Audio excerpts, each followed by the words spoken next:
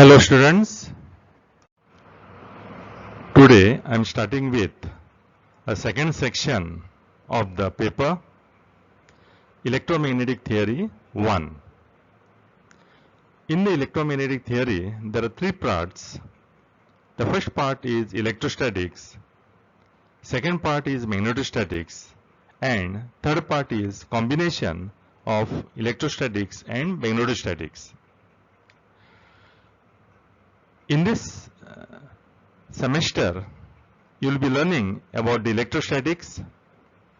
In the next semester, you will be learning about magnetostatics and some introduction to the combination of electrostatics and magnetostatics. So I will start now with the chapter 1 of this section, which is electrostatics. Now, first thing we have to define here is what is the electric force and what is its magnitude. When we say force, it is called as a push or pull. Push means repulsion, pull means attraction.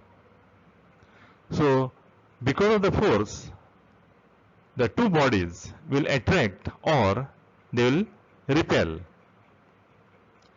There are four fundamental forces. The first one is gravitational force, which depends on mass. It is due to the mass. Second is electromagnetic force. It is due to the charges. When both electric force and magnetic force are due to charges. The gravitational force is long distance force, but it is a very weak force. Electromagnetic force, comparatively, it is a short distance force, but it is a strong force. And the detailed study of this gravitational force and electromagnetic force are known. The third fundamental force is nuclear force, which is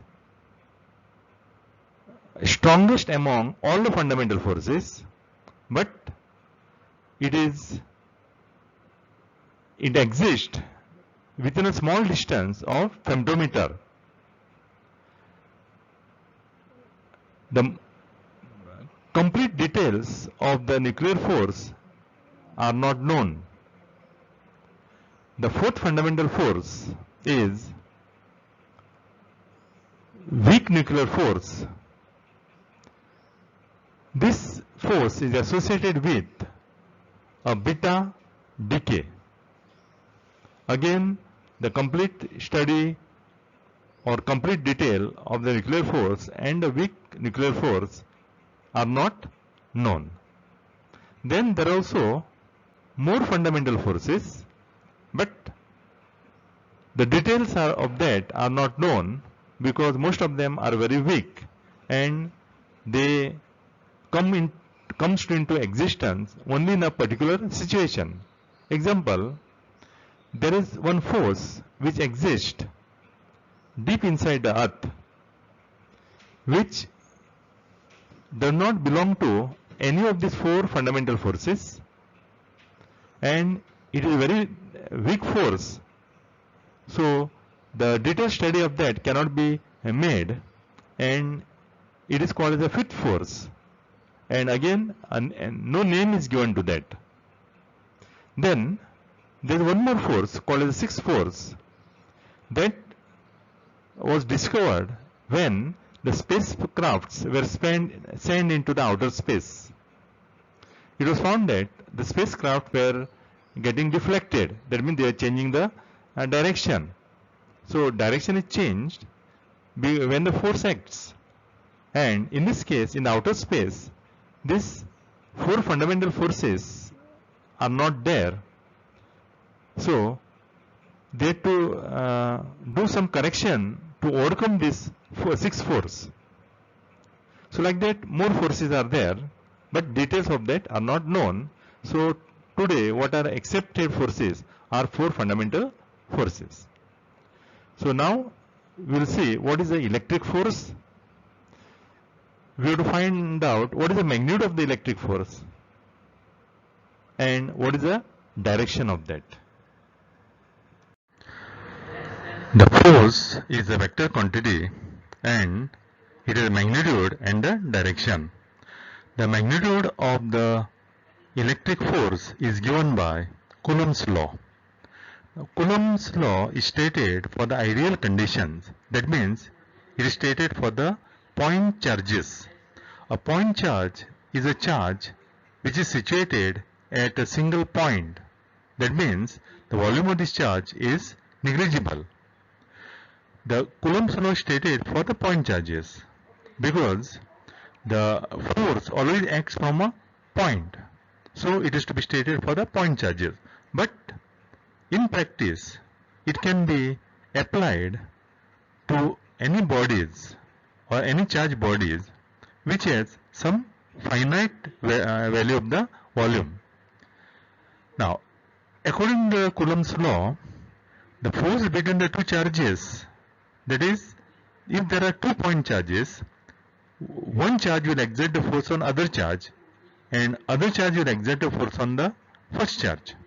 Now this force can be attractive.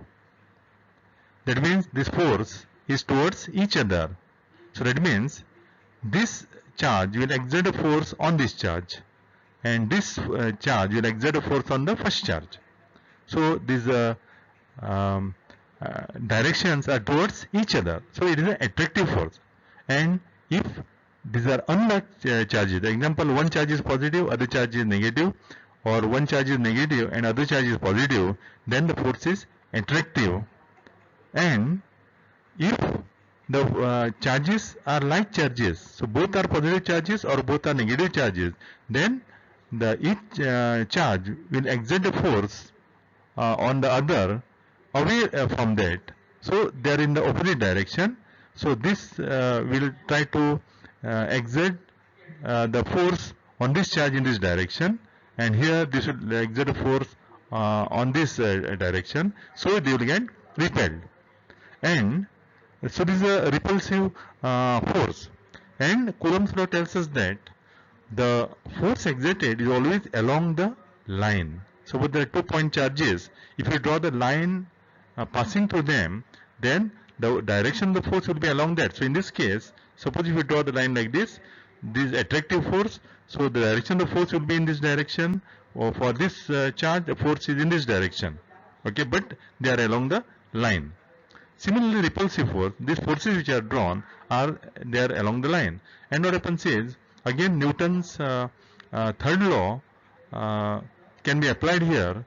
The forces are equal in magnitude but opposite in direction. So in the first case they are opposite in direction, second case also opposite direction. Now both the forces in magnitude it will be equal, and the magnitude of this force is directly proportional to the product of the charges and inversely proportional to the square of the distance between them.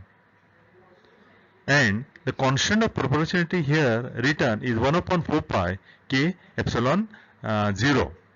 In fact, the Coulomb got this idea of this type of variation between force, charge and the distance from the Newton's law of gravitation. According to Newton's law of gravitation, the gravitational force is always attractive. So each body in the universe attracts the other body with the force directly proportional to the product of the masses, inversely proportional to the square of the distance. So Coulomb took the idea from the Newton's law of gravitation and he experimentally checked it whether same relation holds for the two charges, and he found that the similar relation holds. So instead of masses in the gravitational law, here it is the charges, and again it is square of the distance.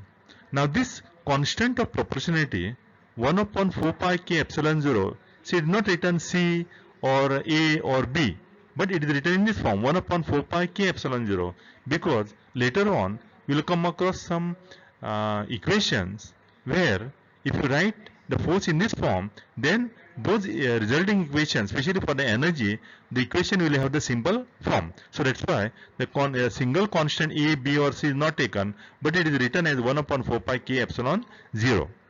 If it is a vacuum, k is equal to 1, and whatever the physical quantities for the vacuum, same thing are taken to be for the air. So for air or vacuum, K equal to 1, and the value of 1 upon 4 pi epsilon 0 is equal to 9 into 10 raised to 9 Newton meter square per Coulomb square. Unit here Newton meter square Coulomb square, because 1 upon 4 pi epsilon 0, unit for this is Newtons into meter square divided by Coulomb square. From that you get the value of the epsilon 0 is 8.854 into 10 raised to minus 12 Coulomb square plus Newton meter square. See epsilon, see 1 upon 4 pi k does not have any unit. So unit of epsilon 0 is same as unit of the reciprocal of 1 upon 4 pi k epsilon 0, which is Coulomb square by Newton meter square. Okay, so this is the Coulomb's law. The 2 point charges exert the force on each other that act along the line joining them, and its magnitude is directly proportional to the product of the charges and inversely proportional to the square of the distance between them. Now according to Coulomb's law, the magnitude of the force is equal to 1 upon 4 pi k epsilon 0 q1 q2 by r square, and for the air or vacuum, k equal to 1. Now here q1 and q2, you have to take a magnitude of the charges, because this gives the magnitude of the force. That means it has to be a positive quantity. So even the q or q1 or q2 are negative, you have to take it as a positive. That means you have to take a modulus. So here a sign is plus. Now we want to write it as a vector form. So if I write here on the left hand side f as a vector, then the right hand side also it should be a vector quantity, because there is equality here. If the left hand side is a vector, right hand side is to be a vector. And in order that you don't change the value of this, to make here what happens is, we can, the q1 is a scalar quantity, q2 is also a scalar quantity. Then in denominator you cannot have a vector. If vector quantity is there, it is always there in the numerator. So what we do here is we multiply here by unit vector, and when you multiply by unit vector, the value, when you take a modulus of this, that means value of the f, the value will be same as before, that is 1 upon 4 pi epsilon 0 q1 q2 by here r12 square. So r12 is the distance between q1 and q2, and here unit vector r12 we have multiplied here by unit vector. So magnitude of this side and this side is same. Also direction of this side and this side has to be same. Now the unit vector can be written as a vector divided by magnitude, and that is what we have written, vector r12 by r12. Then this r12 and r12 square become r12 cube. So now this is a distance, r12 is the distance between q1 and q2.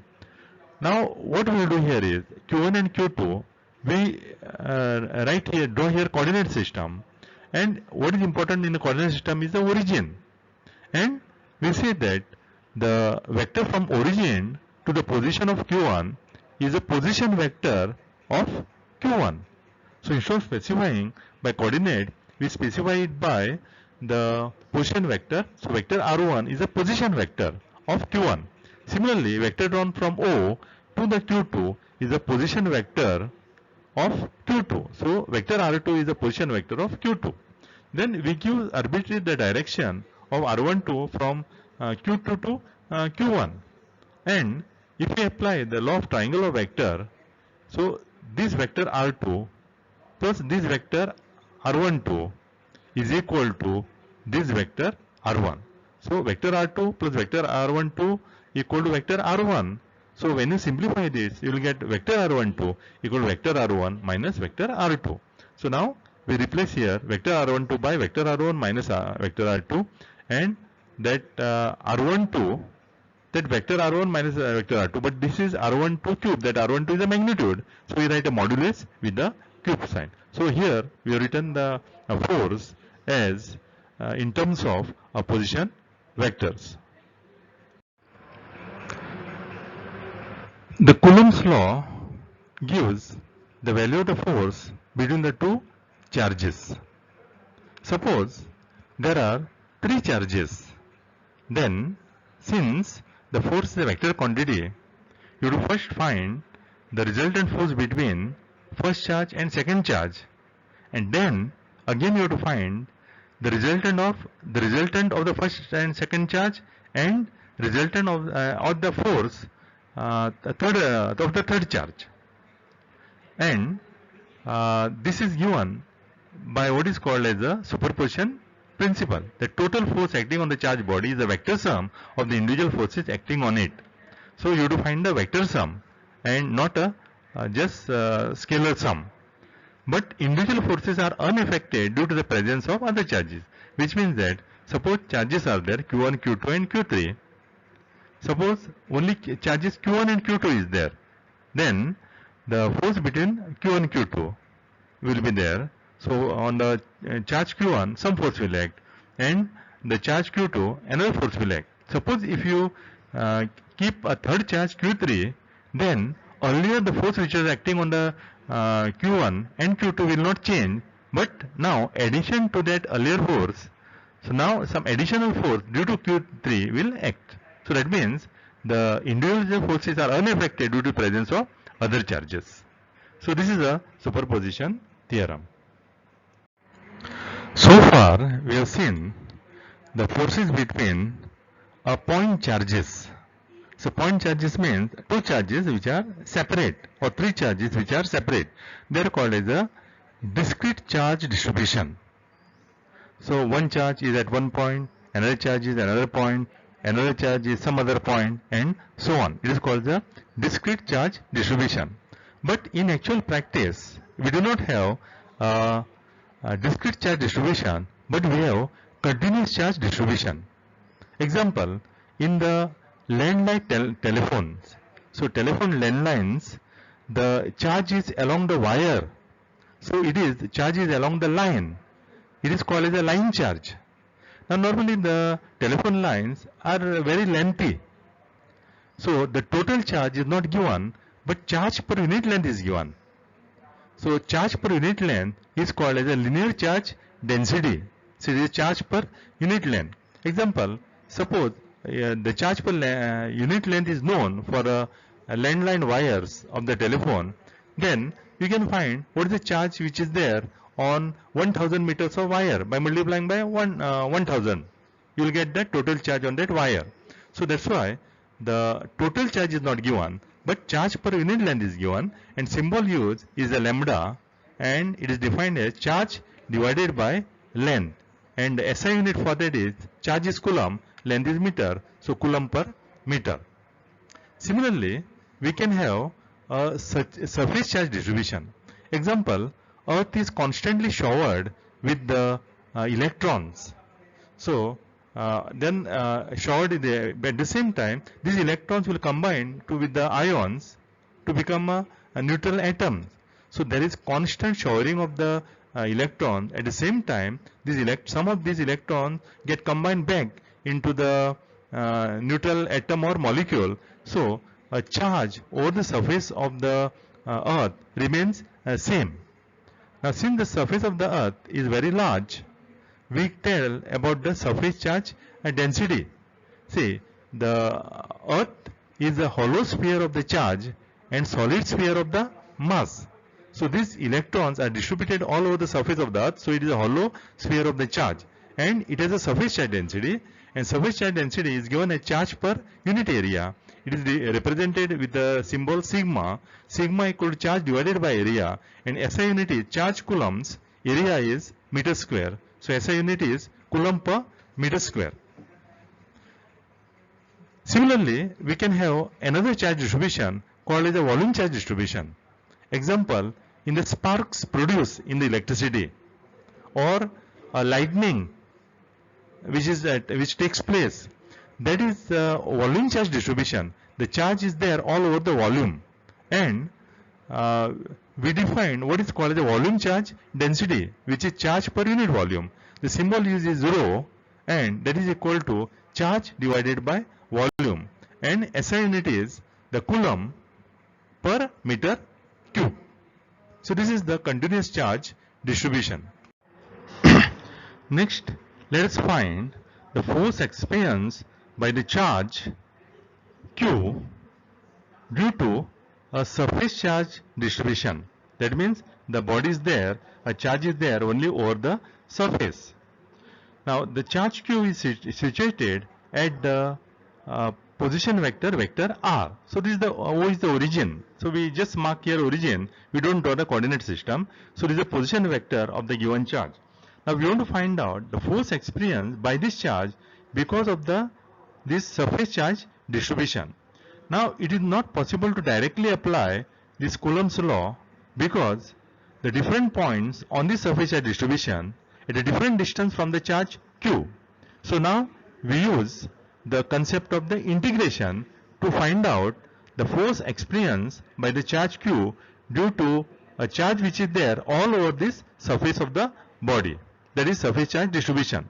So now in order to apply the integration, let us consider a charge element dq of this surface. Say on this surface there is a charge. We consider a charge which is situated at one point. So this is a point charge, a point of that full charge distribution. So that charge is dq and its position vector is r dash, and the volume of this is surface area of this is ds dash. They are very small, dq tending to 0, ds dash tending to 0. So force experienced by this charge q because of the element dq is dfq. We are writing df because it is where the force will be very small because that charge dq is very small. We use the Coulomb's law, 1 upon 4 pi epsilon 0. So q1 q2, that is q into dq, and this this distance which is r minus r dash. So comparing with this, we write vector r minus vector r dash, and here modulus of vector r minus vector r dash cube. Then to find the total force acting on the charge q due to full charge distribution, what is to be done is you have to integrate over the surface. So this is a surface integral. That means a double integral. So it is 1 upon 4 pi epsilon 0 q dq by vector r minus r dash cube, vector r minus vector r dash. In fact, this is nothing but integral of df, vector df. Then this q comes out, 4 pi epsilon 0 comes out because there is a constant, and what remains inside the surface integral is r minus r dash divided by r minus r dash cube. Now this q dq, see here, sigma is dq by ds dash. So dq equal to sigma ds dash. So this sigma into ds dash. So this is the expression for the force experienced by the point charge due to surface charge distribution. Similarly, if we have the volume charge distribution, suppose the full charge is there in the volume, charge is there everywhere in the volume. So the diagram is not drawn for that, but charge is there all over that. Then in comparison with this, we write that same thing can be done. So in this case, for volume charge distribution, you have to consider the charge element dq situated at position vector r dash, and that is having the volume dv dash. And we can write, in comparison with this, we can write this equation by replacing sigma by rho and ds dash by dv dash, and this integral is over the volume. It is a volume integral. It is a triple integral. So this way you can write the expression for the force for surface charge distribution as well as volume charge distribution, and these are the force acting on the charge q due to the surface charge distribution in the first case, due to volume charge distribution in the second case.